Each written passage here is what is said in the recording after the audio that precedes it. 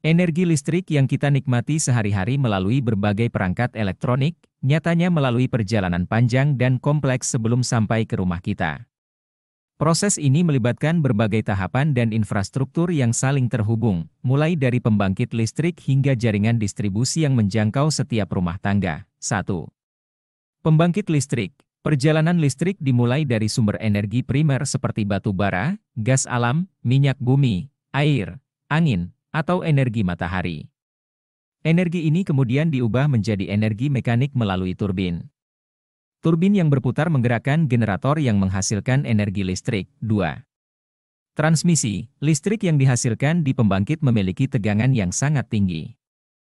Tegangan tinggi ini diperlukan untuk mengurangi kehilangan energi selama penyaluran melalui jaringan transmisi.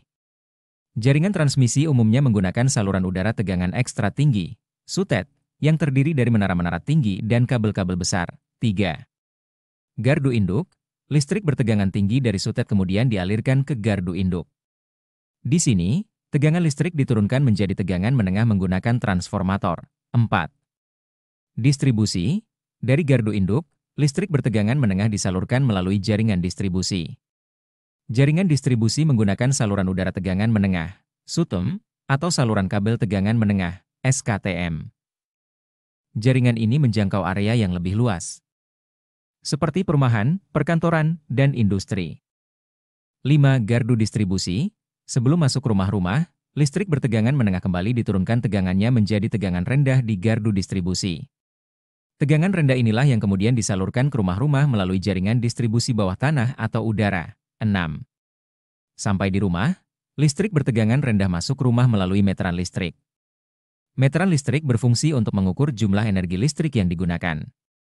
Dari meteran, listrik dialirkan ke panel listrik di dalam rumah. Panel listrik berfungsi sebagai pusat distribusi listrik di dalam rumah. Dari panel listrik, listrik kemudian disalurkan ke berbagai peralatan listrik di dalam rumah melalui kabel-kabel instalasi. Proses penyaluran listrik dari pembangkit sampai ke rumah merupakan sistem yang kompleks dan melibatkan berbagai komponen. Setiap komponen memiliki peran penting dalam memastikan listrik dapat dinikmati oleh masyarakat. Dengan memahami proses ini, kita dapat lebih menghargai pentingnya energi listrik dalam kehidupan sehari-hari.